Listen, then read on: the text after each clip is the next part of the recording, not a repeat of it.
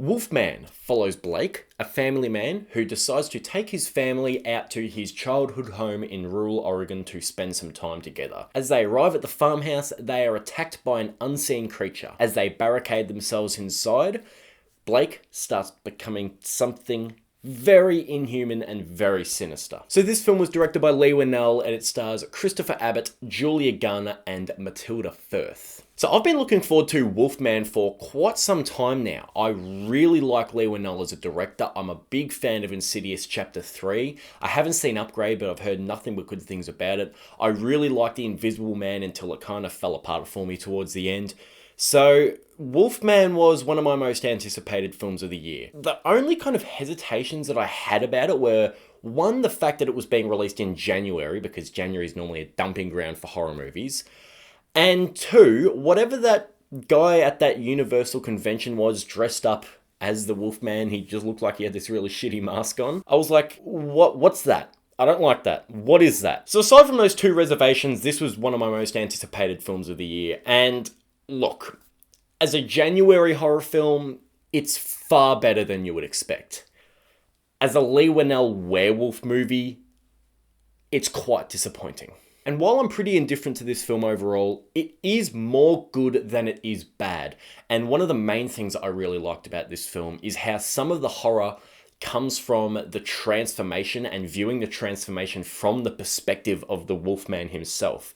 Most other times in films like this, like The Fly or American Werewolf in London, the horror comes from watching a person that you know and love and care about as a human turn into this unrecognizable monster. This time it's flipped on its head, more so, or not more so, because it's more just a first act sort of thing. For a good portion of the film, you watch this from Christopher Abbott's perspective, as his hearing starts to change and his visuals start to just go weird and his sight's all wacky and his wife's talking to him and his daughter's talking to him, but he can't understand what they're saying. He can't respond. He can't talk. And it's the realization from his perspective that he can't talk to his loved ones anymore because he's becoming a monster is what's really effective. And it's an angle that I wish they leaned into more, because it kind of does not throw it away, but it kind of just puts it aside in favor of the more traditional body horror transformation where it's, the wife and daughter watching their father become this werewolf. It was a really interesting take on it when they did it well. And there's one scene in particular where quite early on, I'm going to try and be vague, but it sounds like there is this massive creature in the room next door. It's just boom, boom, boom, like these really loud footsteps. And then he goes and sees what it is, and it's not what you would expect, but that's when you realize, you're like, oh, I see what's going on here. And it's a really cleverly well-crafted scene. Its gory moments are few and far between, but the gory moments that we do get are very graphic and very gory. A lot of close injury detail and stuff that really makes you wince, and some good body horror transformation. So while I wish we got a bit more of it, the stuff that we do get is suitably gross. It's quite interesting how the werewolf transformation is used as a metaphor for abusive parenting and I guess generational trauma, you could call it, where Christopher Abbott is the dad of this little girl and he's trying so hard to not be the dad that his dad was to him, to his daughter. He's trying to be a different kind of parent. He's trying to be a good parent, but as he slowly changes throughout the film, he ends up slipping into that more monstrous parent where he's, quite literally hurting his own family. And it was interesting. But the problem is that it smashes that point over your head. And I mean, it repeatedly, with a hammer, pounds it into your skull until your brains are nothing but mush.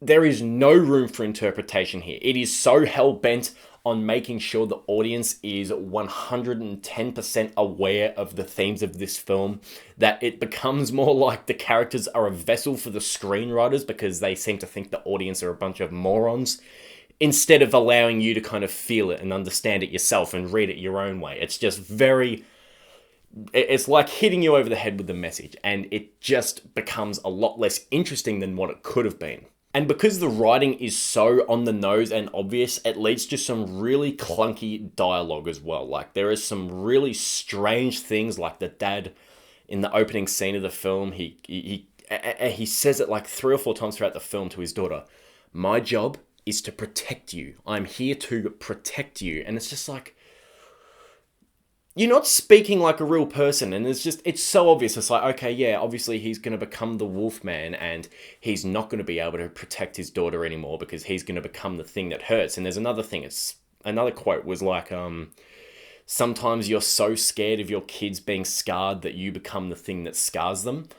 And like, sure, that's an interesting enough like concept, or it's quite profound, but he's also saying that to his daughter. And it just comes at a point in the film where it's just like, what the fuck? Like, it just doesn't work. And as a ripple effect of that, it means the characters just don't feel like real people. So you have on-the-nose messaging, like really on-the-nose, clunky at best dialogue, and characters that feel like characters and not people. So then you don't really get that invested in them.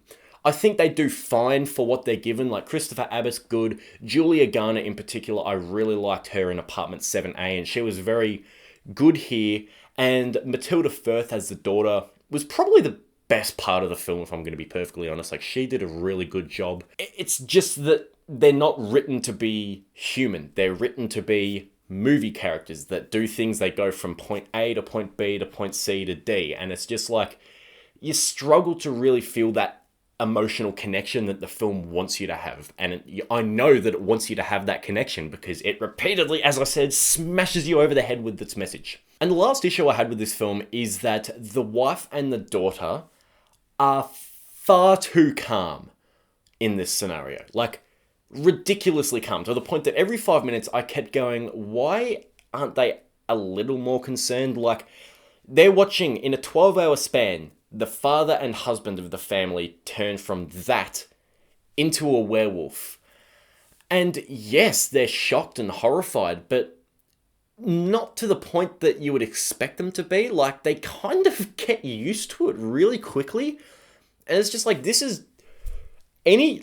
would fuck you up for life. Like, entirely. You would be done for. And they just don't seem that scared, which is just bizarre. I don't know how to say it, but there was points, especially towards the end of the film, and one thing, like, right towards the fight, like the last 5 minutes, I was just like, are you serious? Like, they just kind of went out, like, it was like a kind of a touching moment, I guess, but I'm like, no, if my dad turned into a werewolf, I would not be acting like that. So overall, Wolfman is fine. It was fine for a Sunday afternoon watch at the cinemas.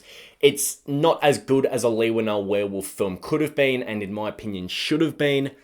But tempering your expectations, going in, judging it off of its own merits, it's a perfectly watchable werewolf film. It's got plenty of problems, but it's got some new ideas in here as well, which I liked.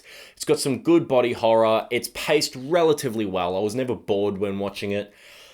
It's a fine movie. It just struggles with some of the dialogue and the character work, and it's repeated hitting you over the head with its themes. It could have been a little more subtle and a little more ambiguous, leave audiences room to interpret it in their own ways.